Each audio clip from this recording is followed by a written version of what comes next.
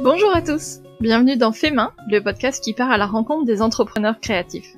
Je m'appelle Mélanie Sénat, j'adore les arts créatifs et je suis heureuse de partager avec vous mes conversations avec des créatrices et des créateurs que vous suivez peut-être comme moi sur Instagram. Qu'ils créent avec du papier, du tissu ou de la laine, avec des crayons, des aiguilles, des pinceaux, découvrir leur parcours et les coulisses de leur entreprise créative est un régal pour notre inspiration. Avant de vous dire quelques mots sur mon invité du jour, je voulais vous parler du soutien que Domestika a choisi d'apporter à mon podcast et qui me fait énormément plaisir.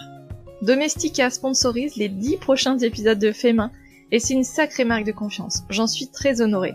Ce soutien a une saveur particulière en plus pour moi parce que c'est la première marque qui m'a démarché directement alors que d'habitude je vais chercher tous mes projets. Donc un grand merci à Karim, le responsable de Domestika pour la France, pour cette confiance. Ça montre aussi l'engagement de Domestika dans le soutien aux créateurs français et c'est important dans un monde à la fois incertain et dans lequel on a résolument besoin de créativité. Domestika, vous connaissez sans doute, c'est une plateforme de cours en ligne qui réunit une communauté énorme de créatifs. Il y a des dizaines, sans doute même des centaines de cours qui ont l'air plus intéressants les uns que les autres. Quand Karim m'a proposé de choisir un cours pour tester, je vous avoue que j'y ai passé un certain temps. Beaucoup m'ont fait de l'œil, parce que les présentations des cours sont bien faites, je trouve qu'on se rend bien compte des possibilités et des compétences qu'on va acquérir. J'ai choisi un cours d'une artiste qui vient d'Argentine et je vais apprendre à créer des scènes en papier découpé.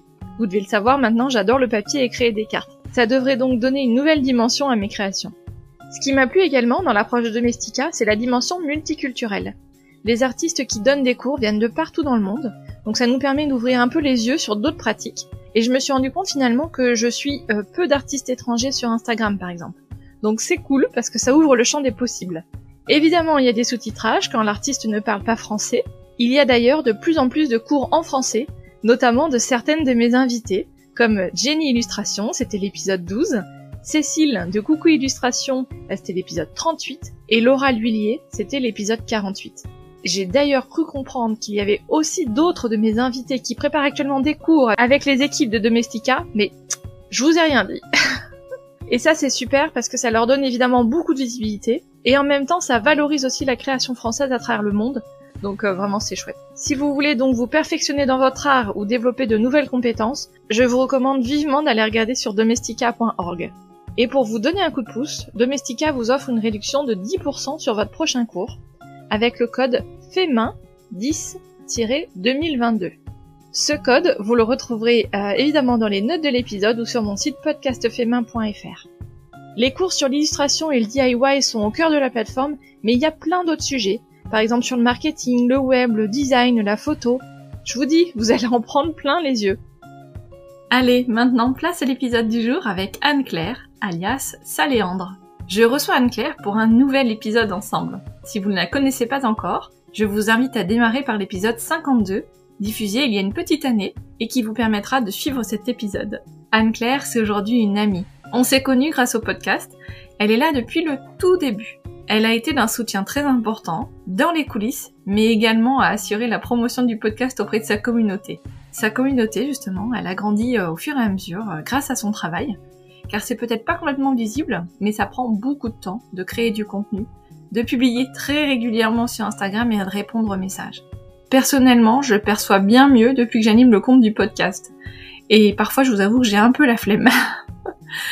Moi, je me nourris beaucoup de nos échanges, mais c'est vraiment important comme charge de travail. Alors, je suis d'autant plus admirative. Bref, dans cet épisode, on fait un point sur les projets en cours d'Anne-Claire, toujours autour de l'aquarelle, sa passion. Elle a préparé pas mal de choses ces derniers mois, toujours en plus de son activité d'enseignante. Il y a notamment un gros projet qui l'a fait sortir de sa zone de confort et qui lui a fait comprendre que ce qui l'éclate, c'est d'aider à apprendre. On a également parlé de Pinterest et de tout ce qu'elle y a appris ces derniers temps. Et comme d'habitude, Anne-Claire a fait preuve d'une grande transparence et personnellement, j'apprécie beaucoup. Merci Anne-Claire. Et juste avant de vous laisser écouter cet épisode, je voulais vous parler aussi d'Anne-Cécile et de Justine. Anne-Cécile, c'est une auditrice qui m'a fait le grand plaisir de me soutenir sur Tipeee. Sur Tipeee, je propose plusieurs niveaux de contrepartie et celle à 20 € vous permet une mise en avant dans une intro d'épisode. Et Anne-Cécile, elle a eu la générosité d'offrir cette mise en avant à une créatrice qui l'a particulièrement touchée récemment. J'ai trouvé cela vraiment adorable et généreux. Alors la créatrice en question, c'est Justine. Justine, elle est passionnée par la couture et l'aquarelle florale et elle a créé il y a un an Atelier Malherbe. une mercerie écologique qui prône la couture engagée, responsable et durable, en proposant des tissus éthiques.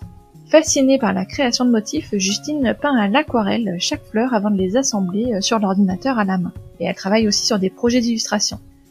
Justine, c'est une créative dans l'âme. Elle est convaincue qu'en créant, notre vie est plus belle. Je suis assez d'accord. Et donc elle partage tout un tas de choses autour de ses broderies, de ses tricots sur les réseaux sociaux. Et sur son blog, notamment, vous y retrouverez un e-book pour apprendre à coudre une garde-robe durable. Donc Justine, vous la retrouverez sur ateliermalherbe.com. Allez, cette fois-ci, c'est parti pour l'épisode avec Anne-Claire. Bonjour Anne-Claire, je suis ravie de t'accueillir pour ce nouvel épisode ensemble. C'est on a avant de démarrer, on a essayé de compter et de se souvenir, de regarder quand est-ce qu'on avait enregistré les dernières fois ensemble. Alors, je sais plus combien d'épisodes on a déjà enregistré ensemble, mais le dernier était en juillet 2021 quand on a diffusé le dernier, c'était l'épisode 61. Donc déjà, bienvenue sur le podcast à nouveau. Merci. Je crois que je suis une grosse habitude du podcast. Là, on doit être au sixième épisode à enregistrer ensemble. Ouais, tu as une carte de fidélité. Au 10e épisode, il faut qu'il se passe un truc. Ah, on est d'accord. Ah, je veux quelque chose au 10e épisode. Ouais, merci Mélanie de m'accueillir à nouveau en tout cas. Avec grand plaisir. Alors, on a plein de petites choses, plein de nouveautés, plein d'actualités que tu as à partager avec nous et notamment un projet sur lequel tu as travaillé ces derniers mois d'arrache-pied. Quel est-il ? Encore un gros teasing comme la dernière fois. Là, les gens peut-être se doutent un peu. Un projet qui dure sur plusieurs mois. Honnêtement, je travaille dessus depuis peut-être même fin avril. Avril dernier. Je pense que ça va faire quasiment un an. Parce que là, on est le 7 mars. Ça va faire quasiment un an parce qu'en fait, on a commencé à y réfléchir avec mon agente un petit peu. Mélanie, donc, a eu plein de bonnes idées d'ailleurs. Hein. C'est elle un peu on est un peu les parents de ce projet, toutes les deux, tu vois, parce que c'est notre bébé un peu, parce qu'elle a eu pas mal de bonnes idées et on en a parlé à Pascal, qui a été assez vite emballé aussi, et on est parti. J'ai beaucoup travaillé dessus cet été, énormément cet été. Juste une petite précision, Mélanie, donc c'est Mélanie Jean, qui est ton agente, donc agente littéraire, et qui, si vous vous souvenez, je l'avais reçue dans l'épisode 21 de mémoire, parce elle était éditrice chez Mango Édition. Voilà. Et donc, Pascal, c'est Pascal Caron, qui est, éditrice chez Marabout, voilà, dans les éditions Marabout pour la partie loisirs créatifs. Exactement, merci de repréciser tout ça. Voilà, mais oui, j'ai travaillé beaucoup cet été et ce qui serait intéressant, c'est de voir si les gens avaient capté que je faisais beaucoup d'autres trucs à côté, parce que c'est vrai que j'ai quand même continué à être présente un petit peu sur les réseaux et tout, à poster un petit peu sur Insta. Mais c'est vrai que je travaillais énormément pour mon livre cet été, en septembre aussi, octobre, novembre, en décembre. Enfin, on a eu des séances photos aussi. En gros, j'ai arrêté de travailler dessus fin janvier quand j'ai tout rendu. J'ai eu ma semaine Covidée où j'ai finalisé la couverture. Donc, c'était pas mal que j'ai ce Covid à ce moment-là parce qu'il fallait que je rende la couverture rapidement. Et ça, c'était compliqué parce qu'en fait, pour la petite anecdote, vous aurez compris, c'est un nouveau livre. Hein, voilà, je suis en train de... Voilà. Et pour la petite anecdote, le premier livre, je n'ai pas fait la couverture spécifiquement. Enfin, ça a été pris à partir d'une aquarelle que j'avais faite, mais qui figurait dans le livre déjà sous forme de pas à pas. Et pour ce livre-là, on m'a demandé de faire la couverture avec quelques directives assez précises. Voilà, de mettre, entre autres, je vous le dis, voilà, un petit renard, un petit truc. Donc, j'ai mis quoi? Une libellule, un renard et un oiseau. Et sinon, des feuilles et des plantes. Et voilà. Et alors, est-ce que, à tout hasard, le thème du livre serait les petits animaux mignons?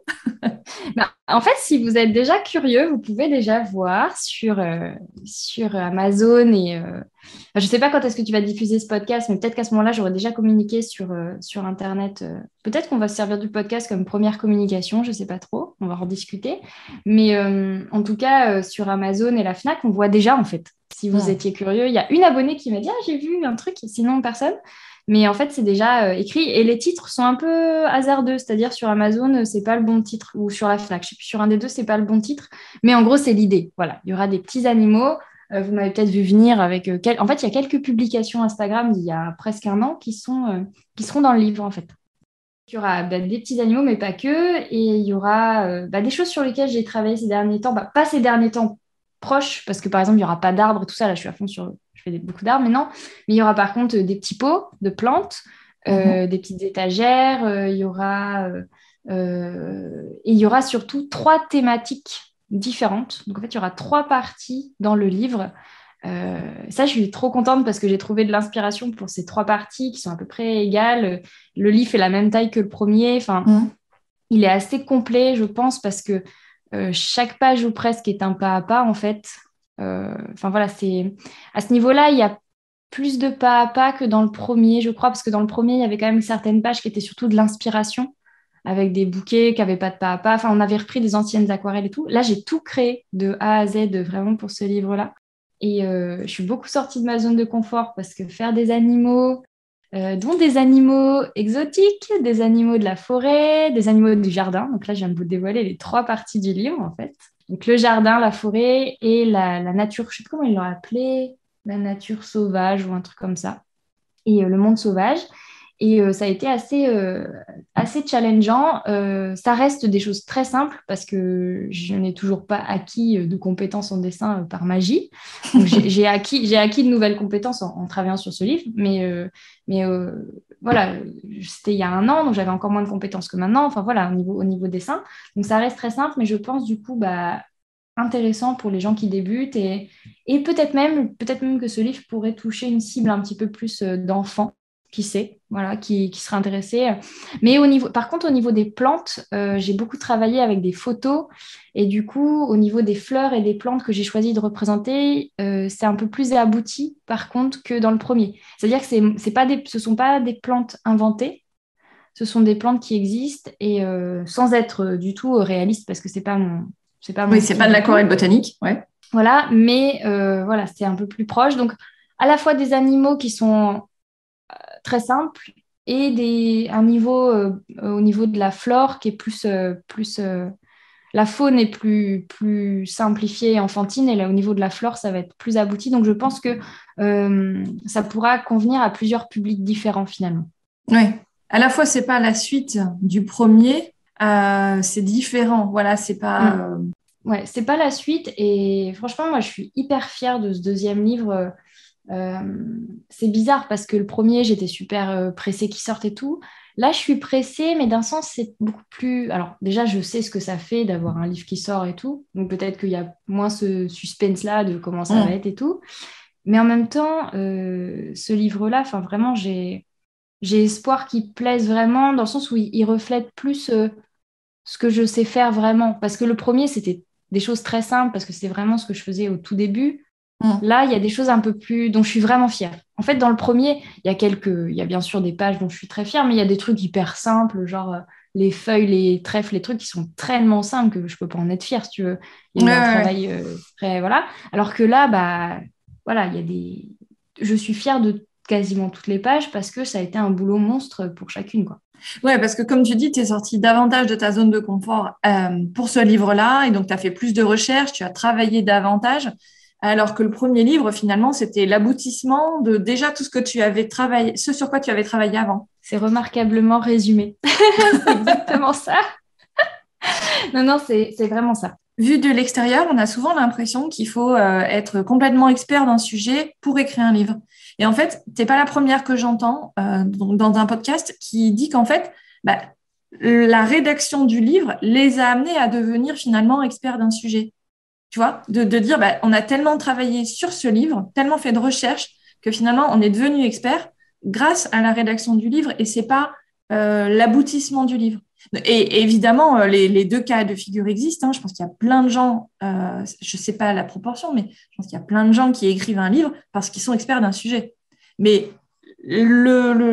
c'est pas tout à fait l'inverse, mais le fait de se dire, c'est un sujet qui m'intéresse et effectivement, peut-être que du coup, c'est pas un premier livre parce qu'il faut déjà avoir la confiance d'un éditeur, etc. Mais c'est intéressant et je trouve que ça ouvre un peu l'esprit de se dire, ah ouais, en fait, on n'a pas besoin à tout prix d'être expert du sujet pour écrire un bouquin. En fait, ouais, c'est ça. Il y a deux choses dans ce que tu dis. Enfin, en tout cas, ça m'évoque deux choses. C'est déjà, ça me fait penser un peu au travail de recherche. C'est pas du tout comparable, mais tu sais, quand tu fais un mémoire ou un truc, enfin, et que tu finis des fois, il y en a qui finissent par publier quelque chose, ou tu fais des recherches pour faire ce livre. En fait, le sujet t'intéresse, mais tu le maîtrises pas à fond avant de faire le livre. Souvent, dans ces domaines-là, même les essais, par exemple, quand tu fais un essai, souvent les écrivains, c'est pas parce qu'ils maîtrisent parfaitement le sujet qu'ils vont le faire. Des fois, oui, mais des fois, c'est juste parce que ça les intéresse, ils sont appelés par ça. Mais souvent, c'est parce qu'ils ont fait un premier livre dans lequel ils étaient carrément experts du truc. Et qu'après, on leur a dit, tiens, est-ce que... Et là, c'est un peu cette configuration-là.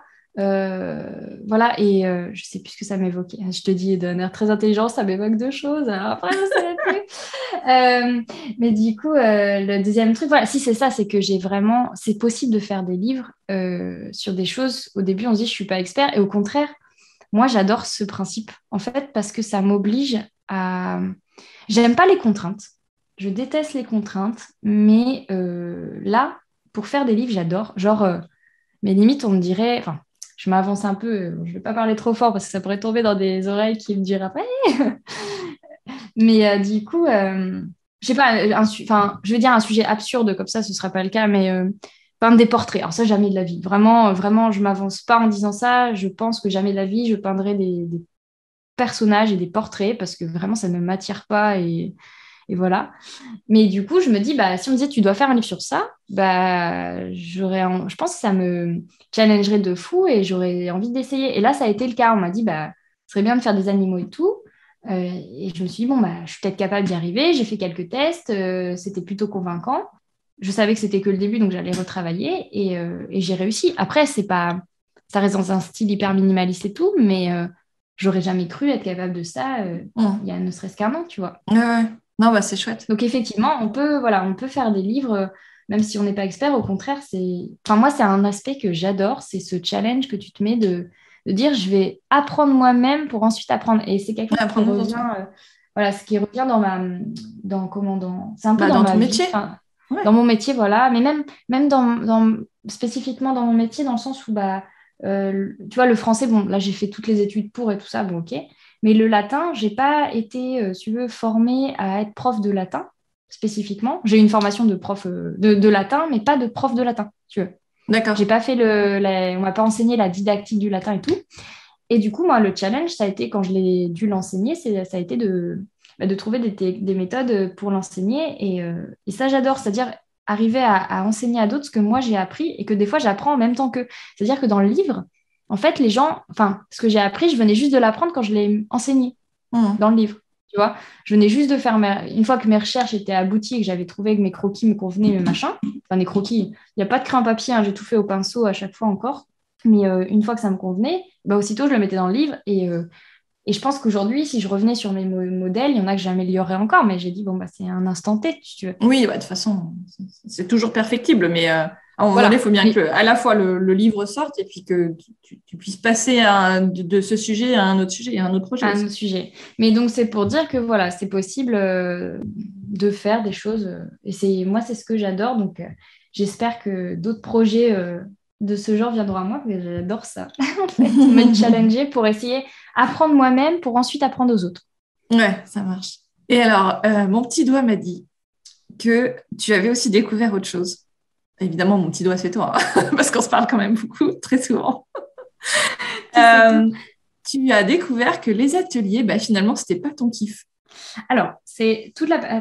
c'est un peu résumé, un peu rapidement. Oui, en fait, ce qui se passe, c'est que j'ai eu la chance de pouvoir faire des ateliers à Paris, au Bon Marché. Donc ça, c'était trop bien, hyper classe et tout. Par contre, ça a été, au niveau physique, une expérience compliquée pour moi parce que tu te rappelles quand on s'était vu là-bas, tu te rappelles que je te disais au-dessus là, Mélanie, je suis en train de tomber malade, je suis en train de faire une poussée de fièvre, machin. Et en fait, je suis allée 3 fois à Paris. Et 2 fois sur 3, je suis rentrée, mais malade à mourir, quoi. C'est-à-dire que j'avais 39 de fièvre dans le train, j'avais un mal de la gorge explosée. Donc en fait, le fait de se lever à 6 h du mat, de rentrer à 21 h et de faire tout en une journée, et c'était très chouette d'un sens, mais en fait, physiquement, je tiens pas parce que après ma journée de ma semaine de cours, j'arrive pas, en fait. C'est quelque chose qui physiquement est trop difficile pour moi. Et du coup, ça m'a fait prendre conscience que, et en plus, lors des ateliers, c'était sympa. Mais en fait, moi, ce que j'aime, c'est vraiment apprendre à des gens qui ne savent pas du tout. Parce que du coup, sinon, je me sens inutile. Je me dis, mais en fait, je ne sers à rien. Alors que les gens étaient sûrement là, je sais pas, aussi pour me voir ou quoi. Mais moi, j'avais envie de leur apprendre quelque chose. Et en fait, c'était des gens qui faisaient déjà de l'aquarelle. Du coup, ils n'avaient pas forcément... Voilà. Effectivement, alors moi, je ne sais plus si c'était le premier ou le deuxième atelier. Je crois que c'était le deuxième où j'étais là.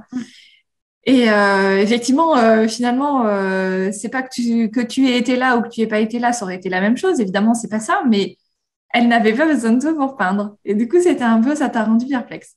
Ça m'a rendu perplexe. Et puis en plus, moi, ce que j'aime, en fait, j'aime faire des lives. Pourquoi? Parce que je peins et je parle. Alors que dans les ateliers, en fait, faudrait des ateliers avec une table ronde et pas trop de gens pour que je puisse être en train de peindre et parler aux gens et arriver à voir ce qu'ils font en même temps. Mais le fait tu vois, d'être dans la position du prof, de tourner autour des gens, de leur dire, tiens, tu peux faire ça. Là, vu qu'elles n'avaient pas besoin, je ne servais à rien et je n'osais pas trop me poser à peindre parce que je me disais, si elles ont besoin de moi, elles vont me dire que je ne sers à rien parce que je suis en train de peindre.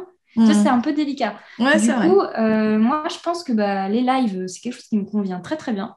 Les ateliers physiques, pour le moment, c'est pas trop ce que je recherche, même si je pense qu'il y aurait de la demande. Peut-être que il y a deux choses, donc le fait que je pourrais le faire que le week-end, vu mon emploi du temps de prof. Et ça, c'est quelque chose que je veux pas parce que je vois que ça me prend trop d'énergie, en fait.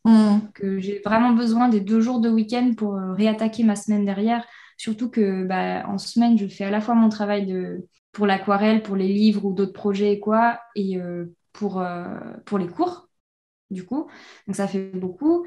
Et donc j'ai besoin du week-end pour me poser, pour faire des choses aussi, du travail aussi, parce que j'ai des copies, j'essaie de peindre un peu pour moi. Des fois, je fais des trucs, je fais des photos pour Insta ou des trucs comme ça.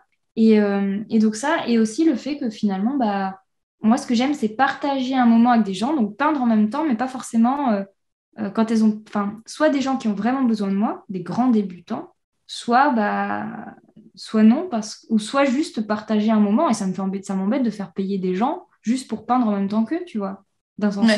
Ouais, je comprends. Parce que même si tu les faisais à côté de chez toi, donc de pas avoir, donc à Cherbourg, t'habites, c'est la région de la Manche? C'est la Manche et c'est le Cotentin même, si on peut être précis, c'est tout en haut, la pointe du Cotentin. Voilà, quand on entend la météo, la pointe du Cotentin, il fera nanana, nanana. Et c'est là où il fait toujours plus chaud ou plus froid qu'ailleurs. À chaque fois, c'est soit à l'extrême. Avec Brest, c'est un peu le même combat.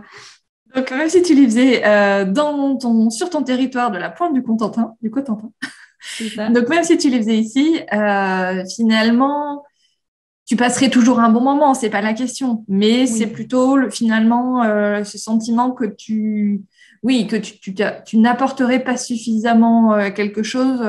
Et en plus il y a aussi ce rapport au fait de faire payer pour finalement faire quelque chose. Ça, tu vois, je l'avais pas verbalisé comme ça, je l'avais pas envisagé comme ça. C'est en le verbalisant tout de suite, tu me rends compte. Oui, c'est ça. Il y a aussi ce côté, je me sentais un peu genre, les gens sont venus, mais en fait, je leur donne rien. Donc, quand ils vont rentrer, ils vont dire, ouais, elle m'a rien appris, donc c'était nul. Ouais. Tu vois alors que je pense qu'ils n'ont pas eu cette idée, mais voilà. Et puis, c'est surtout le côté fatigue, le côté je suis déjà hyper occupée. Après, c'est si un jour je trouvais le moyen, ce qui n'est pas possible pour l'instant, mais de prendre un mi-temps ou quoi, mais j'ai pas envie d'arrêter mon métier du tout, donc ce serait au maximum un mi-temps. Peut-être là, je me dirais, pour vraiment un complément. En fait, ce serait plus pour le côté financier que je ferais des ateliers, plutôt que pour le côté kiffant, tu vois. Alors que toutes les autres choses que je fais, c'est pas pour l'argent, c'est vraiment pour le côté, j'adore, quoi. Donc, tu vois, c'est une grosse réflexion que j'ai eue parce que pour niveau social, niveau égo, tu te dis, faire des ateliers, ça te semble sur le papier hyper bien, quoi. Ouais, et puis le lieu était vachement sympa. Alors, si c'était à refaire, je referais peut-être encore une fois ou deux de temps en temps. Mais moi, j'avais vraiment l'idée, et j'ai même j'ai même des personnes à Cherbourg, limite, qui comptaient presque sur moi pour faire des ateliers dans des locaux qu'elles ont, dans des magasins, une mercerie en l'occurrence. Méga, si elle s'appelle, son pseudo, méga mercerie. Si elle entend ça, voilà, un jour peut-être, mais voilà, c'est pas d'actualité. Et c'est ça, en fait, j'avais tout pour le faire. Mais je n'ai pas juste l'énergie et l'envie, quoi. Ah ouais. Bon, c'est hyper transparent et honnête. Merci. Après c'est voilà, faut aussi savoir. Enfin, c'est quelque chose que j'ai appris, c'est vraiment savoir ce que j'aime et ce que j'ai envie Ouais, parce que c'est comme ça. c'est un job à côté, si tu veux, Mm. je sais plus comment les Américains appellent ça, c'est un Side project. side project, exactement. Et des fois, j'ai mon deuxième métier, mais c'est un peu ça aussi. Et ben, comme j'ai pas beaucoup de temps à y consacrer, ben, je veux que ce soit que du plaisir, quoi. Ouais, c'est ça. Oui, et la dimension finalement activité rémunératrice et pas, c'est pas le nerf de la guerre, quoi. En fait, c'est C'est quasiment ça. secondaire. C'est ça. Mais ce que je me dis, c'est si un jour je voulais en faire quelque chose de plus important au niveau revenu, ce serait par des ateliers. C'est ça qui rapporterait le plus, je pense. Oui, alors après, tu peux pas te démultiplier non plus et c'est assez chronophage. Mais c'est ça, c'est pour ça que si je prenais un mi-temps par rapport à mon métier de prof et que je me disais, bah tiens, je vais continuer à donner des cours, mais par contre d'aquarelle, parce que, je sais pas, j'en ai marre de donner des cours de latin, ce qui n'est pas le cas du tout. Euh, et cours de français, bah, je suis obligée d'avoir une majorité d'heures en français par rapport au latin. Tu veux, comme j'ai un diplôme de lettres modernes, du coup, je suis obligée d'avoir au minimum 9 heures de français de toute façon. Parce que si je pouvais, je laisserais un peu de français dans le sens où, bah, en français, tu as quand même beaucoup de copies et tout ça. C'est quand même un peu plus. J'aimerais bien n'avoir qu'une classe en français, j'en ai deux. Bon, j'ai deux classes de seconde, donc je fais deux fois le même cours, mais c'est quand même beaucoup d'investissement par rapport aux élèves. Il faut les préparer un peu au bac, même si c'est que l'année prochaine. Enfin, Mm. c'est tout ça. Alors qu'en latin, c'est beaucoup plus chill, tu vois. C'est beaucoup plus. Je leur apprends. Enfin, là, avec mes latinistes, on rigolait parce que le jour, on regardait une vidéo d'un type qui interviewait des gens au Vatican en leur parlant en latin. Donc, on va s'amuser à refaire des dialogues. Enfin, et puis, on parlait aussi, on parlait comme ça. Dans le même cours, on a dit, tiens, j'aurais dit, mais attendez, je sais plus pour comment c'est venu, mais on a parlé de quel personnage historique on aurait aimé être, tu vois, dans quelle époque historique on aurait aimé vivre. Enfin, tu vois, il y a un échange possible, surtout que en seconde, ils sont que 10. Donc, c'est Ouais, super petit c'est groupe. vraiment J'ai petit d'autres groupe. classes où ils sont 30, tu vois, mais ils sont super sympas. Puis, je les suis sur 3 ans. Enfin, j'adore être prof de latin, en fait. Vraiment. Tu vas regretter de ne pas avoir incité pour que ma fille elle fasse du latin. Parce que moi, quand j'ai fait du latin, c'était pas comme ça. Hein. Ah bah ça, c'est sûr. C'est ce que tout le monde me dit. Il fallait apprendre les déclinaisons et tout. C'était. Ah bah nous, on apprend quand même les déclinaisons, t'inquiète pas. Hein, mais, bah après, ils trouvent ça chiant aussi des fois. Hein. Ils trouvent ça chiant aussi des fois. Ils me disent, l'autre fois, il y a une élève qui me dit, Madame, on va faire des déclinaisons et des traductions toute l'année. Je fais, bah oui, et des exposés aussi, mais il y a beaucoup à apprendre au niveau de la langue. On n'a pas le choix. Puis moi, j'aime bien ça, donc ils n'ont pas de bol. Je suis pas une férue de mythologie, je suis une férue d'étymologie, donc c'est pas pareil. Bon, non, mais elle va déjà se concentrer sur. Déjà, bien parler français, bien écrire en français, c'est déjà pas mal. C'est ça. Et ça les aide beaucoup. Un petit peu pour le latin, hein, ça aide Oui, énormément je en sais. grammaire française. Voilà. Ouais, bon, bah écoute, moi, c'est foiré pour, pour ma fille. Bref. Bon, donc un deuxième livre. Quand je disais, en fait, les ateliers, c'est assez chronophage. C'est un petit peu, tu sais, comme les gens qui font du coaching en one-on-one, donc vraiment coaching Oui. individuel. Et puis à un moment donné, ils se disent, oula, mais en fait, jamais je peux démultiplier mon temps, enfin, jamais je pourrais Mm. démultiplier mon temps. Et comment je fais pour passer à l'échelle et donc finalement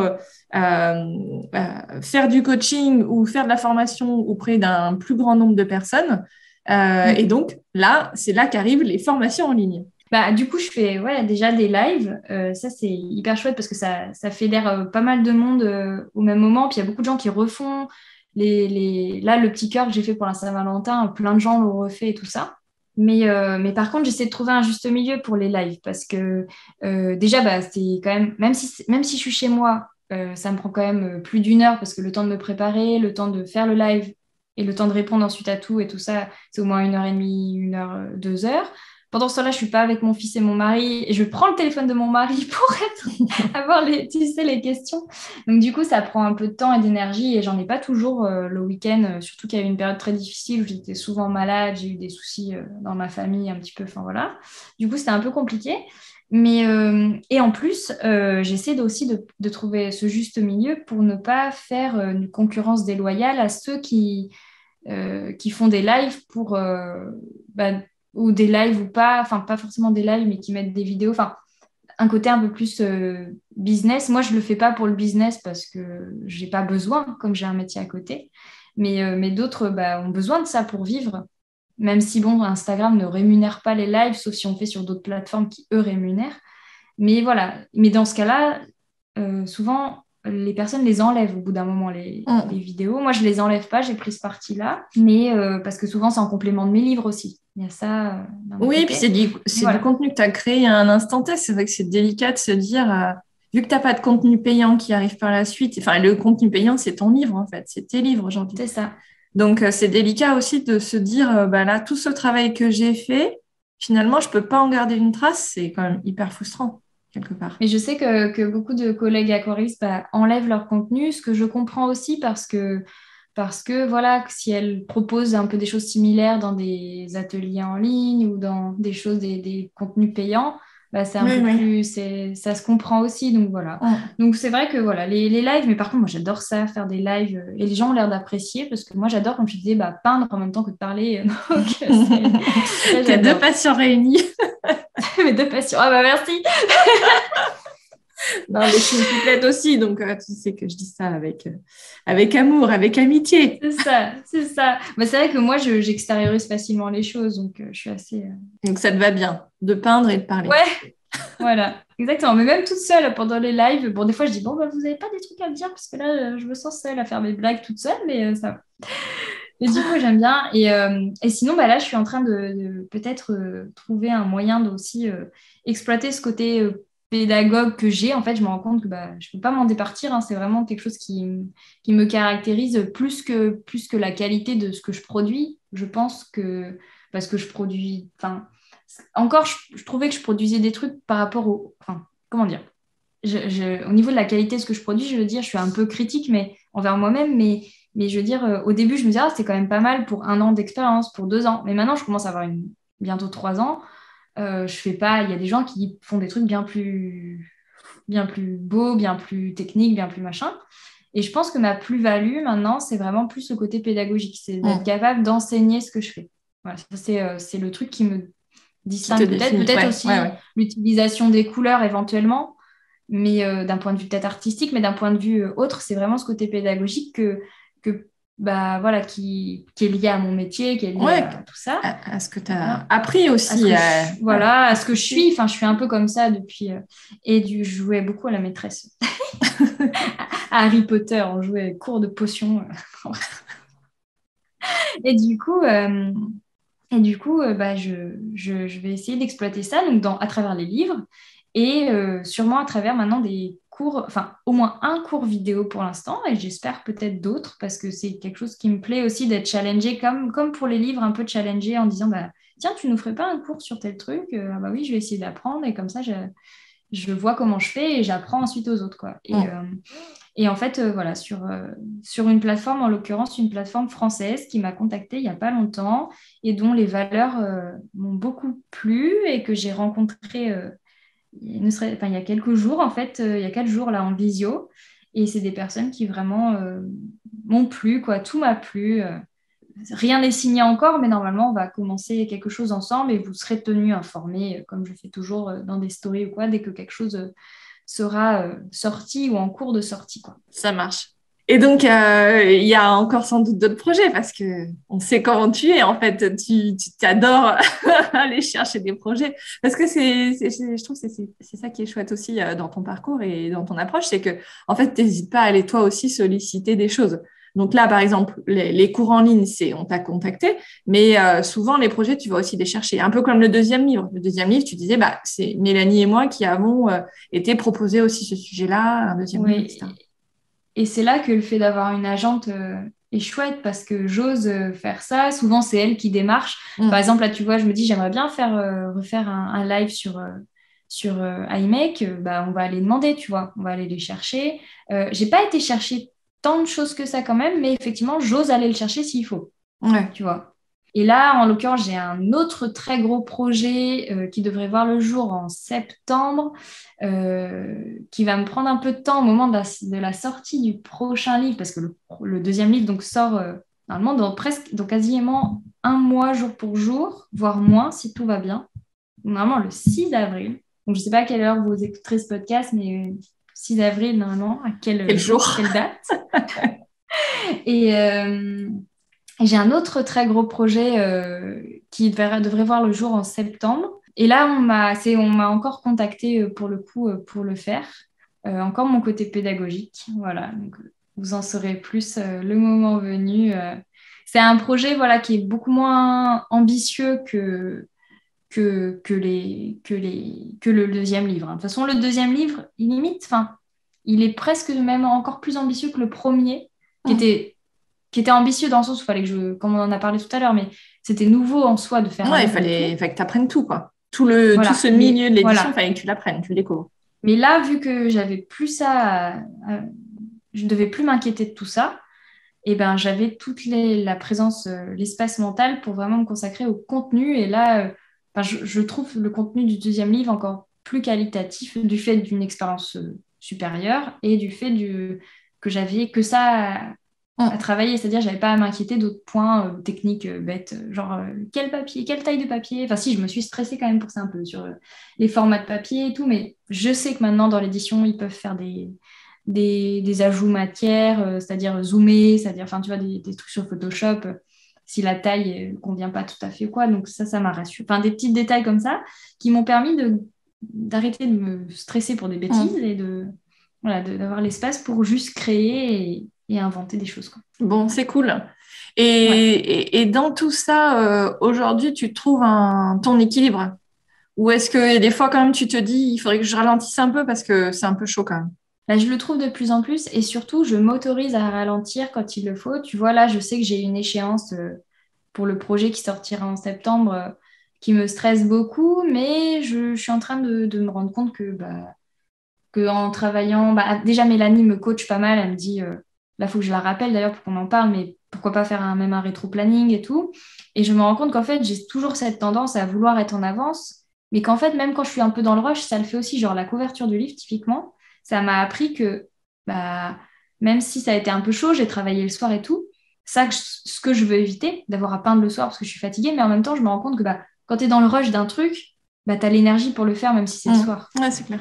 Et ça, je me le refusais beaucoup parce que je me disais, je vais être trop crevée ou quoi. Mais en fait, je peux me l'autoriser de temps en temps. Si, tu vois, moi, je suis pas du genre à procrastiner. J'arrive pas à repousser. Ça, je sais pas faire. Moi, j'ai plutôt la tendance inverse, qui est pas forcément géniale non plus. Tu vas faire le plus en avance, mais au final, je me stresse en avance. Ouais, en fait, en fait, peut-être que j'ai le même stress, mais en avance au lieu de l'avoir au dernier moment. Donc, au final, j'ai quand même le stress. Donc, l'idée serait de faire ça au bon moment. Et puis voilà. Puis, je m'écoute beaucoup. Comme je te disais, par exemple, pour les ateliers ou quoi, réfléchir vraiment à ce qui me plaît et ne pas faire des choses qui ne me plaisent pas juste pour faire plaisir ou juste parce que financièrement, ce serait intéressant. Voilà. Tu vois, j'essaie de vraiment passer ce truc de l'ego, parce qu'on est vraiment dans un truc un peu, tu vois, l'ego, l'aspect social du truc. Ça ferait bien de faire ça. Et ouais, mais peut-être que ça me plaît pas. Tu vois, je m'écoute vraiment parce que c'est un peu un luxe, mais en même temps, je pense que c'est ce qu'il faut faire dans tout métier, dans toute passion, c'est faire ce qui nous plaît vraiment. Je veux dire, la vie est vraiment trop courte et tout ce qui se passe dans le monde en ce moment, je pense, nous fait relativiser de ouf. C'est clair. Du coup, autant faire ce qui nous plaît. Je veux dire, pourquoi perdre du temps et de l'énergie et tomber malade parce qu'on a fait un truc qui socialement en jette, mais au final, t'as foutu à par terre, quoi. Donc, tu vois. Ouais, c'est clair. Tu es la voix de la sagesse. Ouais, je sais. Bon. Et alors, je crois savoir aussi, parce qu'en fait, tu sais, je prépare jamais mes interviews. Et d'ailleurs, j'aime pas dire interview, mais je prépare jamais mes conversations. Mais je te connais tellement que... Non, et puis bon, il faut dire qu'on a fait un petit sommaire avant d'enregistrer. Oui, voilà. On a fait en fait, tu as préparé pendant 3 minutes ton entretien. Donc, on a quand même un peu préparé. Et donc, je crois savoir, super transition, je crois savoir que tu travaillais aussi sur un autre sujet qui est Pinterest. Tu as découvert, entre guillemets, Pinterest un peu, de manière un peu plus approfondie, parce qu'évidemment, tu connaissais comme tout le monde, mais tu as mis en pratique tu as créé davantage de contenu sur Pinterest. Qu'est-ce que ça t'a appris et apporté? Donc, pour vous faire un petit résumé de ce que j'ai fait avec Pinterest, c'est en fait, depuis un certain temps, je me rends compte que Pinterest, c'est sûrement un petit peu l'avenir, dans le sens où, ça, je l'ai compris peu à peu, mais sur Pinterest, les choses, elles restent. Contrairement à Instagram, où un post dure 3 jours, sur Pinterest, un post peut durer jusqu'à 150 jours. C'est-à-dire qu'il peut ramener de la visibilité, enfin, tu peux avoir de la visibilité dessus pendant une demi-année, quoi. facilement. Ouais, même encore davantage. Hein. Et même encore davantage parfois. Voilà, sans doute dans une moindre mesure, mais effectivement, moi sur mon blog, que je ne blogue plus du tout, j'ai toujours des visites qui viennent de Pinterest. C'est la principale source de trafic.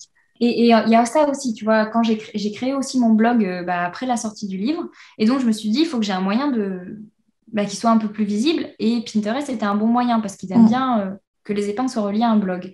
Et donc, je me suis dit, tiens, je vais aller un peu m'intéresser à Pinterest. C'était au mois de juin dernier. Je n'ai pas été demandée pour faire passer les épreuves de bac, donc j'avais un peu de temps. Et moi, tu sais, quand j'ai un peu de temps, je me dis, tiens, qu'est-ce que je pourrais faire pour... Et au lieu de me foutre devant Netflix, je veux toujours faire de nouveaux trucs. Et du coup, même si j'aime bien regarder Netflix, mais j'aime bien aussi me sentir productive. Ça, c'est un truc que j'aime bien. Et donc, du coup, je me suis dit, tiens, je vais me pencher un peu sur Pinterest. Et j'ai écouté des podcasts d'une coach Pinterest. Et je me suis inscrite à sa formation pour 1 mois. Et j'ai appris pas mal de trucs. Donc, j'ai fait des tests, surtout. J'ai appris à utiliser Canva. J'ai appris à faire quelques posts sur mon compte. J'avais déjà été influencée il y a 2 ans par ton épisode avec Cécilia de Digitoucan. Donc, je vais reparler après parce qu'elle a été très importante dans mon parcours sur Pinterest. Mais Cécilia, si tu passes par là, coucou, hein, d'ailleurs. mais du coup, j'avais compris qu'il allait se passer des choses. C'est ce dont tu avais parlé avec elle. Tu rementionneras dans les notes du podcast l'épisode en question. Mais... L'épisode avec Cécilia de Digitoucan, c'était l'épisode 35, publié en septembre 2020. D'accord, donc l'épisode 35. Ok, donc dans l'épisode 35, et j'avais écouté et j'avais compris que il y avait des choses à faire sur Pinterest. Je voyais aussi que Marie, des Tribulations de Marie, l'utilisait beaucoup et que c'était par là que moi je l'avais découverte. En fait, j'avais commencé par Pinterest parce que Instagram, je pensais pas qu'il y avait autant de communautés artistiques sur Insta. Donc j'allais sur Pinterest. Donc je me suis dit, ça peut être chouette de voir ce que ça peut donner, de mettre du contenu là. En plus, c'est un contenu qui est lié à mon blog, donc c'est moins voué à disparaître que sur Insta. Si jamais Insta... Moi, il y a toujours cette peur qu'Insta, ça soit plus là. Donc je me suis dit, c'est un moyen. Et puis c'est un moyen de recycler tous les contenus que je fais pour Instagram, parce que j'en fais pas mal. C'est dommage qu'ils ne servent qu'une fois, tu vois. Surtout les vidéos, les réels, les machins. Et du coup, j'ai commencé à regarder ça. Et j'ai vu que ça fonctionnait un peu. Je me suis dit, très bien. Et après, j'ai été contactée, ça devait être en septembre, par donc Cécilia, qui m'a demandé d'être bêta-testeuse de sa plateforme de formation. Et je lui ai dit carrément, parce que ça m'intéresse vachement de travailler avec Pinterest. Sa formation était beaucoup axée sur le fait d'avoir une boutique en ligne via Pinterest, tout ça. Mais moi, c'est pas cet aspect-là qui m'intéressait, c'était plus la création de contenu. Et c'était l'explosion à ce moment-là, le début, pas l'explosion, justement, le début des épingles idées.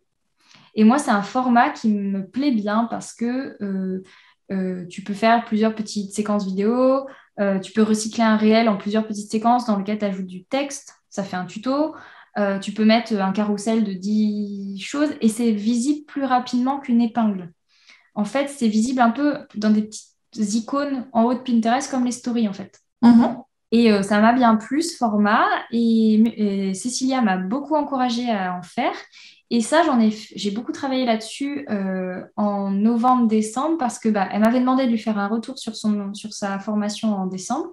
Et en plus, elle m'a fait part d'un espèce de concours qui se passait, comme elle est au courant de tout sur Pinterest, un espèce de concours qui se passait sur la plateforme, un truc pas hyper, a priori, pas non plus, estampillé de part, c'était pas non plus crié sur tous les toits, si tu veux, ce concours-là, mais c'était un truc un peu en interne, je sais pas trop, mais elle a vu qu'elle a toutes les infos. Et en fait, il fallait publier 6 épingles idées en l'espace d'1 mois et demi pour être peut-être repéré par Pinterest. Et donc, elle m'a dit, fais-le carrément, parce que tu as déjà des épingles qui cartonnent. J'ai une épingle idée qui a 1 million de vues. 1,2 million ou un truc, et qui pourtant, tu vois, ce qui est drôle, c'est que les épingles qui cartonnent sur Pinterest ne sont pas forcément les mêmes que les vidéos qui cartonnent sur Insta. Tu vois, genre une vidéo qui a, 17 000 likes sur Instagram, et elle va avoir que, entre guillemets, mais que 30 000 vues sur Pinterest. Alors que cette vidéo-là, qui a 1 million de vues, elle est loin d'avoir ça sur Instagram. Ouais, d'accord. Comme quoi, voilà. Et donc elle m'a dit, tu devrais essayer tout. Bon, je fais. Et puis, c'était quand en septembre, ma semaine Covid aussi, je reçois un mail de Pinterest qui me dit, Anne-Claire, on t'a été sélectionnée pour être certifiée un des lots, c'était ça, être certifié. Donc, ça veut dire que j'ai la petite coche rouge. Alors, qu'est-ce que ça apporte en vrai? J'en sais rien, mais c'est un peu genre, ce que tu fais, c'est bien. Tu vois, ce que tu fais, La petite tape c'est dans le dos. Pinterestable, que tu vois, voilà. Et puis ça fait un peu pro, tu vois, je pense. Ça fait un Ouais, côté c'est ça. un peu pro. Et aussi, normalement, ils devaient mettre en avant une de mes épingles idées dans leur contenu, tu sais, un peu comme l'Explorer, un peu, Ouais. l'équivalent. Après, j'ai pas eu trop de suite à ça, j'ai pas trop remarqué, je sais pas. Mais en tout cas, voilà, donc ça m'a en suivant les conseils de Cécilia, parce elle était super, parce que elle me répondait, elle me disait là, tu devrais faire ça. J'ai suivi donc sa formation, mais aussi ses conseils perso, qu'elle m'envoyait des mails et tout, trop sympa. Et donc, dès que j'ai reçu ce mail-là, je vais sur Insta, et là, je fais une conversation vidéo avec Cécilia qui pense que je me suis trompée. Elle me fait, t'es sûre, tu t'es pas trompée? Elle répond, tu vois, elle me fait, ah. Je fais, non, non, Cécilia, je suis trop contente, j'ai eu la réponse de Pinterest. Et elle a parlé de ça dans une de ses newsletters. Et c'est toi, Mélanie, qui m'a dit, tiens, regarde, C'est vrai, oui. Cécilia parle de toi dans ses newsletters. Donc, du coup, bah voilà, sur Pinterest, là, j'en suis à presque 4000 abonnés, ce qui en soi est pas énorme, mais quand on sait que j'ai commencé à vraiment m'y mettre il y a moins d'un an, tu vois, c'est chouette. Et ça, c'est grâce aux épingles idées, parce que ça, c'est assez visible et tout. Et bon, là, faut que je me suis mis dans mes tâches à faire aujourd'hui. J'ai cours à 14 heures. Donc, avant, je vais faire des trucs. Et je vais, entre autres, créer une épingle idée, je pense, et peut-être quelques visuels. Après, c'est assez long parce que il faut quand même retravailler les visuels pour avoir le bon format. Tu vois, le format. Donc ça, c'est un peu long. Mais sinon, une fois que c'est fait, bah, tu te dis, ça ne va pas disparaître en 3 jours. Ouais, c'est ça. Donc ça, c'est plutôt chouette. Et puis, ça va apporter de la visibilité à ton blog. Alors ça, par contre, vu que je n'ai pas encore fait installer les stats et que le blog, j'ai un peu laissé de côté, là, j'ai refait un article dernièrement. Mais par contre, voilà, je suis beaucoup moins sur mon blog. Là, je vais peut-être continuer à faire. J'ai un article prévu pour parler un peu de ce qu'on dit là. Donc, s'il y a des gens qui aiment bien avoir à l'écrit ou quoi. Mais c'est vrai que c'est chronophage d'écrire et j'avais plus l'énergie, même si ça me fait envie. Et donc, j'ai un peu laissé de côté. Et donc, du coup, je sais pas si ça me donne de visibilité sur le blog. Ce que je sais, c'est que j'ai une certaine visibilité sur Pinterest. Et je me dis, bah, c'est chouette, ça donne un autre moyen aux gens de voir mon contenu. Même si à d'autres personnes peut-être, même s'il y a peut-être les mêmes que sur Insta, j'en sais rien. Mais il n'est pas que sur Insta. Tu vois, c'est ça qui est un peu l'idée de me dire, bah, au cas où, il est ailleurs, tu vois. Ouais, c'est ça. Et tu donnes ton travail à voir. Et après, Voilà. On C'est verra ça. la suite. Là, aujourd'hui, tu as suffisamment de projets finalement pour développer cette activité-là. Tu te dis pas, il faut impérativement que j'ai ci, que j'ai ça, etc. Les projets, finalement, ils tombent au fur et à mesure, avec l'aide aussi de Mélanie. Oui. Voilà, souvent, c'est quand même toi qui donne l'impulsion. Et puis après, Mélanie, elle... Ouais, ou ça dépend. Alors, des fois, ouais, alors, des fois, je suis contactée et du coup, j'envoie à Mélanie, je lui dis, bah, qu'est-ce que t'en penses? Elle me dit, bah, ouais, c'est cool, non, c'est pas cool. Des fois, bah, j'ai une idée, je me dis, ah, tiens, ce serait bien de faire ça. Donc, on envoie des mails pour demander un petit peu. C'est pas souvent quand même, hein. C'est plus pour iMake qu'on est plutôt proactif, mais souvent pour. Mais iMake, c'était eux à la base. Non, en fait, souvent, j'ai pas tant démarché que ça, mais s'il le fallait, comme je te disais, je le ferais et je le ferais avec des sortes de cartes de visite. Maintenant, on met 2 livres, Pinterest, et puis il y a mon compte Insta. Et un des projets que par contre on est allé chercher plus ou moins, enfin qui était déjà là, mais là je l'ai cherché effectivement, c'est avec Dalb, donc ça fait déjà bientôt un an, ça fera un an en avril que j'ai un partenariat avec eux. Et là c'est un partenariat qui est vraiment contractualisé maintenant. Donc c'est vraiment chouette. Des produits que je peux choisir tous les mois, une certaine somme de produits, et contre une petite rémunération. C'est minime, mais c'est quand même, voilà. Et ben, je continue à faire ce que je fais déjà, c'est-à-dire parler d'eux, dans mes posts, dire j'ai utilisé tel produit que vous pouvez avoir chez Dalb, montrer en story des produits que je teste aussi chez eux. Et aussi, ce que je fais, c'est que lors de mes dédicaces, j'utilise la palette de chez Dalb. Et que si je fais des ateliers, ça a été déjà le cas, j'utilise du produit de chez eux. Ouais. Et que sur mon blog, je renvoie à des produits pour les débutants. Je mentionne Dalb à chaque fois. C'est parce que je trouve ça très bien pour débuter, tu vois. Les aquarelles sont très bien et tout. Et donc, je parle beaucoup d'eux. Et comme je l'aurais... En fait, avec Mélanie, on a vraiment revendiqué ça pour que ce soit contractualisé parce que, OK, je recevais des produits, mais il n'y avait aucune... tu vois, ça n'allait pas plus loin. Alors que là, c'est vraiment un vrai partenariat. influenceurs, on va dire. Et du coup, on a mis en avant avec Mélanie le fait que je parlais de Dalb tout le temps à tout le monde, quoi. Tous les débutants, tout ça. Je leur disais tout le temps, allez voir chez Dalb, leurs aquarelles sont super. J'utilise toujours. Il y a un pinceau de chez eux que j'utilise tous les jours, tout le temps. J'utilise beaucoup leur papier pour faire mes livres. Je vais les mentionner dans mon livre. Enfin, voilà. Donc, c'est vraiment une enseigne que j'aime bien et que je mets beaucoup en avant. Donc, je suis contente que ce soit, tu veux, officialisé entre nous, quoi. Ouais, c'est ça, que finalement, c'est une manière d'avoir reconnu ce travail et l'investissement.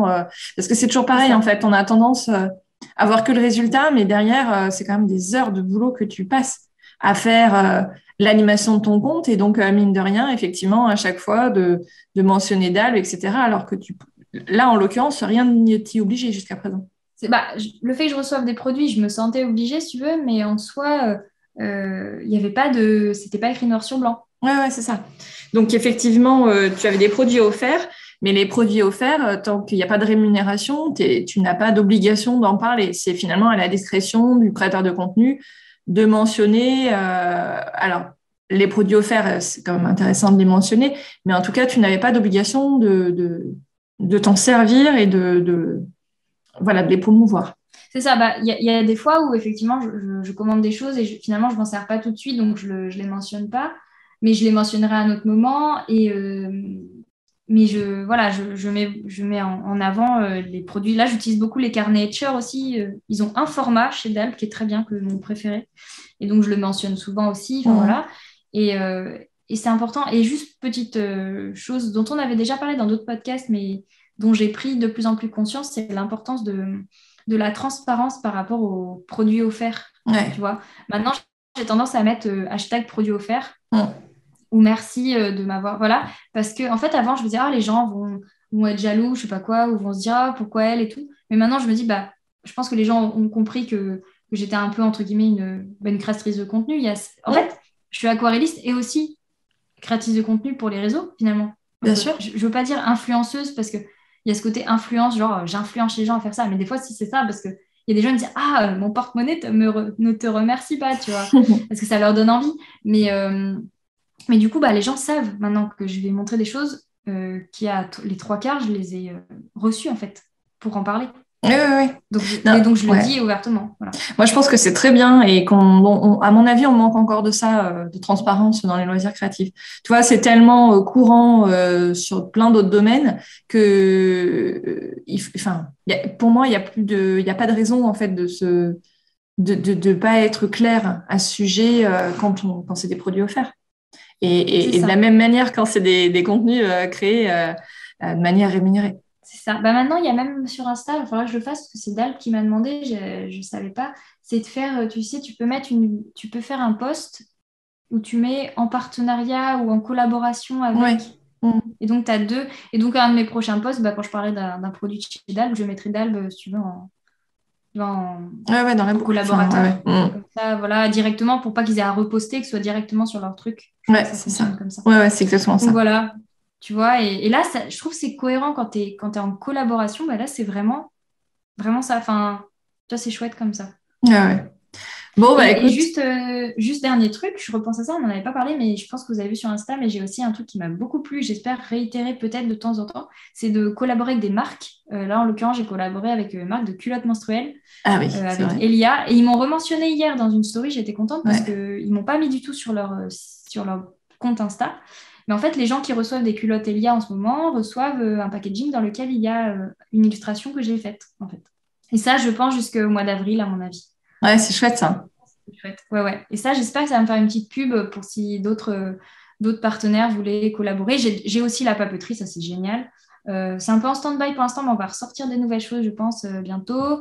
On travaille avec Donc ça, c'est la papeterie Plume. Locale. Plume Papeterie, ouais. C'est ça. On travaille. Là, il y a il y a le Leclerc. On a 2 Leclerc dans tu vois, la grande ville. On a 2 Leclerc. Et du coup, l'espace culturel tout près de chez moi vend déjà mes marque-pages. Et un autre espace culturel, à l'autre extrémité de la ville, a envie de les avoir aussi. Donc, tu vois, c'est chouette parce que ça met en avant le produit local. C'est sympa. Imprimé à un rayon de moins de 20 km, tu vois. Donc, ouais, c'est chouette. Bon, ça te fait plein de projets, mais tu arrives à trouver ton équilibre dans tout ça. C'est vrai que quand j'en parle, je me dis, mais comment j'ai tellement de projets, c'est ouf. Mais en fait, c'est vient petit à petit. Ouais, Tu c'est vois, ça. j'ai pas tout à la fois et je veux pas avoir tout à la fois et je sélectionne et je me respecte beaucoup plus dans mon écologie intérieure, on va dire. Tu vois. Parce que c'est vrai que là, ça fait un peu plein de choses, mais en même temps, comme tu dis, là, voilà, ça fait 1 heure qu'on discute, mais enfin, la dernière fois qu'on a échangé, c'était en juillet, donc ça, c'est tout ce qui s'est passé quasiment Oui, depuis juillet, quoi. Donc c'est pas passé sur un mois et donc t'es débordé tout le temps et t'es sursollicité, etc. Finalement, c'est ça. Ça se lisse. Mais je ouais, suis ça quand même s'équilibre. assez, voilà, je suis quand même assez sollicitée. Mais là, ce dont j'ai envie vraiment, c'est d'avoir du temps pour me reposer, pour lire beaucoup plus et pour aussi peindre pour moi. Et ça, j'y arrive à peu près en ce moment. Je sais peut-être qu'il y aura des moments un peu plus de rush avec le gros projet qui doit être rendu pour sortir en septembre. Mais tu vois, j'arrive à me le dire. C'est-à-dire, je me dis pas, ah, faut que je fasse tout maintenant, sinon je vais être débordée. Non, je sais Ouais, que j'y ouais. arriverai. Que peut-être il y aura 1 ou 2 week-ends où je devrais m'y consacrer. Mais tu vois, j'essaie de changer ça, cette espèce de procrastination en amont, là, de comment on pourrait dire, D'urgence. d'antécrastination. D'urgence à faire des choses alors qu'en fait, t'as le temps. Mais c'est ça. Et moi, j'ai toujours l'impression de ne pas avoir le temps. Donc, quand je mange, j'ai Mélanie, elle est très bien au courant de ça. Donc, elle m'aide beaucoup. Et il y a un truc juste pour finir, je suis trop contente parce que, tu vois, ça fait partie aussi de l'équilibre, je pense, parce que je suis en train de faire un projet avec mes élèves qui concerne l'édition, qui concerne le métier d'agent d'auteur, tous les métiers autour du livre, en fait. D'accord. Et je me dis, ça connecte, en fait, les deux Hmm. univers.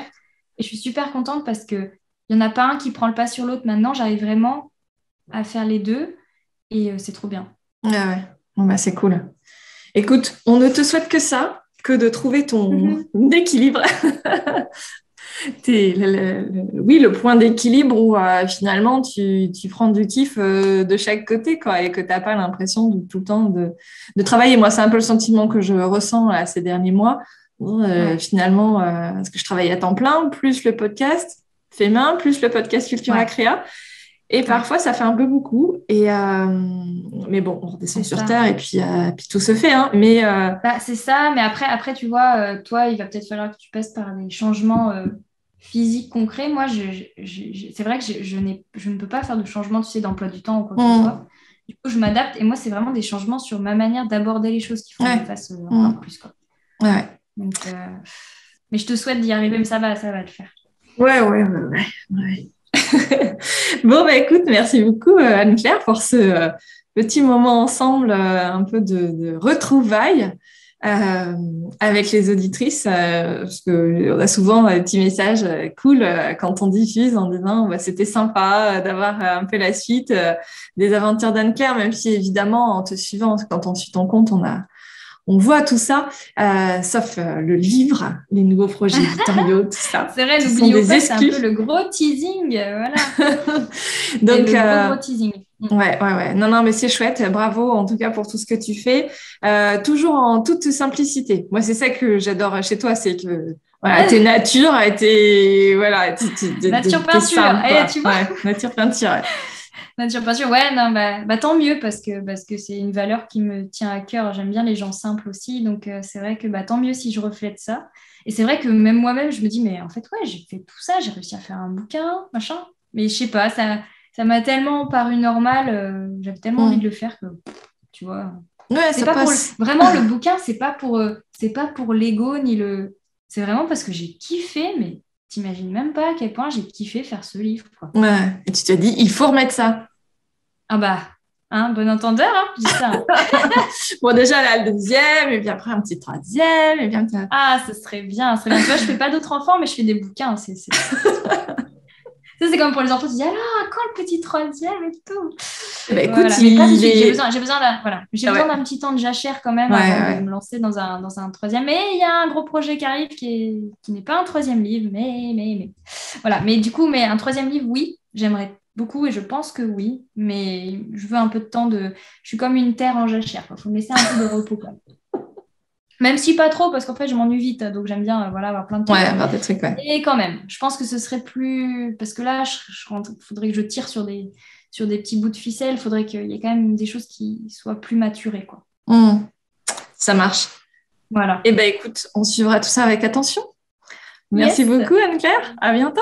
De rien, à très bientôt. Merci encore de ton invitation. Me revoici. Pour retrouver Anne-Claire, c'est sur Instagram en la cherchant sous le nom Saléandre ou sur son blog saléandre.com. Et pour suivre les coulisses du podcast, je vous donne également rendez-vous sur Insta. Mon compte est tout simplement Podcast Fait Main. Si mon travail autour du podcast vous plaît, n'hésitez pas à partager cet épisode sur Instagram ou dans la vraie vie. C'est une bonne occasion en plus de montrer votre activité créative à la communauté du podcast. Et pour ne pas louper la sortie des prochains épisodes, laissez-moi votre adresse email sur mon site podcastfaitmain.fr. Vous recevrez un petit email à chaque fois que je diffuse un nouvel épisode. À très vite et n'oubliez pas, prenez toujours du temps dans votre quotidien pour créer.